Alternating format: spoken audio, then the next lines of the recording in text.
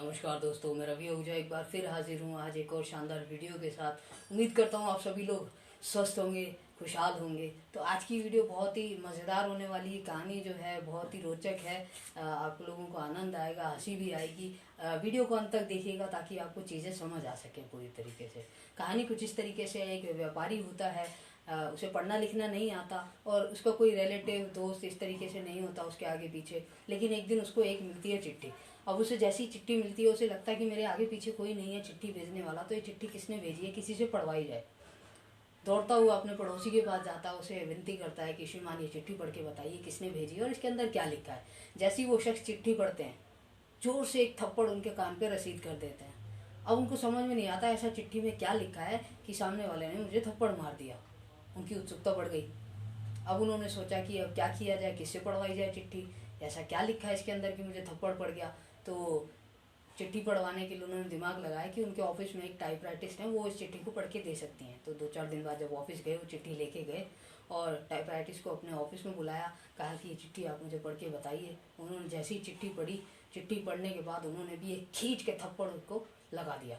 अब दूसरा थप्पड़ खाने के बाद किसी तरीके से उन्होंने अपने आप को संभाला और घर आए और सोचा कि यार अब चिट्ठी किसी को नहीं पढ़वानी।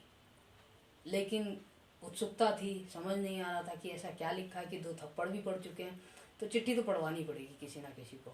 और इस बार निर्णय लिया कि बाज़ार में जाया जाए, बाज़ार में किसी अननोन शख्स से ये चिट्ठी पढ़वाई जाए। और बाज़ार जाके किसी शख्स को पकड़ते हैं, विनती करते हैं कि प्लीज़ आप मेरे को ये चिट्ठी पढ़ के बता दीजिए। और वो शख्स चिट्ठी पढ़ते ही उन्हें ऊपर से नीचे तक देखता है और खींच के एक और थप्पड़ उनके गाल पे लगा देता है। और इस बार ये काम होता है भरे बाज़ार में।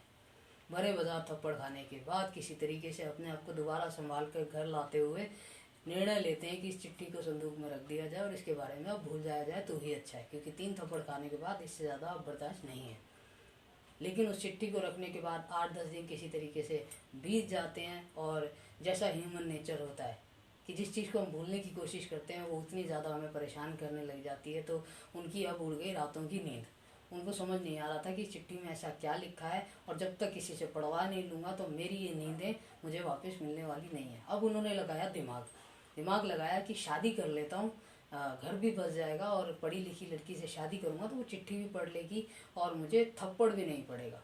तो इसी तरीके से उन्होंने शादी करने का निर्णय लिया। शादी करी। जैसी उनकी वाइफ उनके घर पे आई तो उन्होंने सारा वृतांत उन्हें सुनाया कि ऐसे ऐसे कुछ समय पहले मेरे साथ हुआ था। तो आप जब मेरे घर में आई गए हैं, आप पढ़े लिखे हैं, तो आप मुझे कृपया वो चिट्ठी पढ़ के बताएं और मैं उम्मीद करता हूँ कि आप मेरी वाइफ हैं तो मुझे थप्पड़ भी नहीं मारेंगे। तो उन्होंने ऐसा ही किया कि आप ले आइए चिट्ठी, मैं आपको थप्पड़ नहीं मारूंगी। मैं क्यों थप्पड़ मारूंगी, आप मेरे पति हैं। तो जैसे ही वो अब खुश हुए कि हाँ चलो अब थप्पड़ भी नहीं पड़ेगा और चिट्ठी भी फाइनली मुझे पता लग जाएगी कि इसके अंदर क्या लिखा है, बहुत ही एक्साइटमेंट के साथ भागते हुए उस रूम में गए जहाँ संदूक रखा था। संदूक खोला, ढूंढा चिट्ठी को, इधर उधर सारी जगह हाथ पैर मारते रहे। आधे घंटे बाद जब चिट्ठी नहीं मिली तो वापस आए और चिट्ठी उनकी हो गई गुम। कहानी कैसी लगी आप लोगों को? आई एम श्योर आप लोग कहेंगे कि ये भी कोई कहानी थी। ना चिट्ठी मिली, ना चिट्ठी का पता लगा, ना कोई हैप्पी एंडिंग हुई और ना ही कहानी से कोई सीख मिली। तो इस कहानी का मतलब क्या हुआ आखिर? पहले तो बहुत बढ़िया बढ़िया आपने वीडियो बनाया और इस बार मज़े ले रहे हो। नहीं, मैं मज़े नहीं ले रहा हूँ। मैं सिर्फ इतनी सी चीज़ कहना चाह रहा हूँ कि जिस तरीके से एक कहानी का अंत अच्छा नहीं हुआ और हमें इतना बुरा लग सकता है, तो सोचिए हम आज 95% लोग अपनी कहानी इसी तरीके से बिता रहे हैं जिसका कोई अर्थ नहीं है, जिससे कोई सीख नहीं ले सकता, जिसकी कोई हैप्पी एंडिंग नहीं है।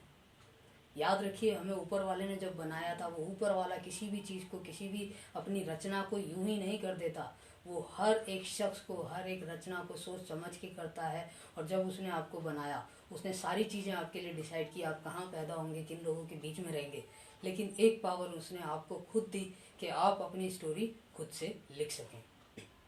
अब सोचिए, इतनी बड़ी ताकत उसने आपके हाथ में दी है, तो आप अपनी स्टोरी कैसी लिखना चाहेंगे? ऐसी कि वो जिसने हमें बनाया वो सुनकर कहे कि यार मज़ा नहीं आया। नहीं, हमें अपनी स्टोरी इस तरीके से लिखनी चाहिए कि वो बनाने वाला भी नाज करे कि जिस लिए इस शख्स को दुनिया में भेजा था, जिस स्टोरी की मैंने इससे उम्मीद की थी, उससे भी बेहतरीन स्टोरी ये बना करके आया है। हो सकता है उस स्टोरी में रोना भी हो, उस स्टोरी में दर्द भी हो, उस स्टोरी में स्ट्रगल भी हो, लेकिन एक स्टोरी का मतलब तो यही होता है। एक अच्छी स्टोरी सारे मसालों से भरपूर होती है, तो हमारी ज़िंदगी भी हैप्पी एंडिंग तभी होगी जब हम किसी चीज़ के लिए स्ट्रगल करेंगे, बहुत सारी चीज़ों के लिए अपना टाइम लगाएंगे, उनके लिए एफर्ट करेंगे। और सबसे पहले तो हमें पहचानना होगा कि हमारे अंदर वो चीज़ ऐसी खास क्या है जिसे हम तराश सकें, ऐसी क्या हमारे खासियत है, या ऐसी कौन सी चीज़ हमें अच्छी लगती है जिसमें हम अगर अपने आप को झोंक दें तो एक बहुत बड़ा काम उसके साथ किया जा सकता है। अपनी स्टोरी आप ऐसी लिख के क्यों ना जाएं कि लोग उससे इंस्पायर होकर के अपनी स्टोरी लिखने के लिए तैयार हो सके और कह सके कि यार इस शख्स ने अगर करके दिखाया कुछ, तो क्यों ना हम भी कुछ करें। तो स्टोरी ऐसी होनी चाहिए। और जब उस ऊपर वाले ने हमें इतनी बड़ी ताकत दे के, इतना कुछ दे करके इस दुनिया में भेजा है, तो यकीन मानिए आपकी स्टोरी पूरी करवाने के लिए वो आपके साथ खड़ा है। सिर्फ वो चाह रहा है कि आप आगे बढ़ें, कदम बढ़ाएं, अपने आप को थोड़ा सा झोंकें, अपने आप को थोड़ा सा तराशें और वो स्टोरी आप लिख पाएँ। एक स्टेटस उस दिन मैं पढ़ रहा था व्हाट्सएप पे कि जब तक जिंदा है डीपी रोज़ बदलिए, मरने के बाद तो एक ही फ़ोटो में नज़र आना है। तो ऐसा हम लोग क्यों सोचते हैं?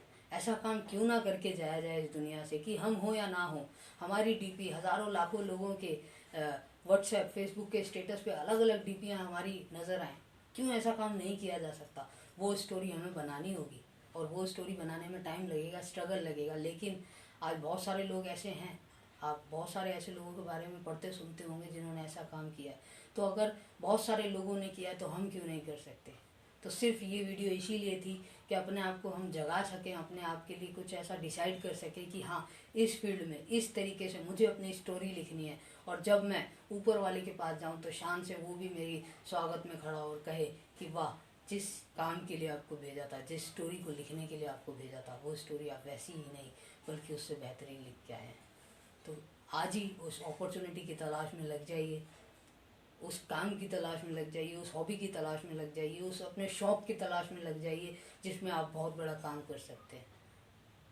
और उसके लिए अपने आप को झोंक दीजिए और अपनी स्टोरी ऐसी लिख के जाइए कि आपके जाने के बाद लोग आपकी स्टोरी से इंस्पायर हों और कहें कि यार ऐसा कुछ करके हमें भी अपनी लाइफ को एक मुकाम पे पहुंचाना है।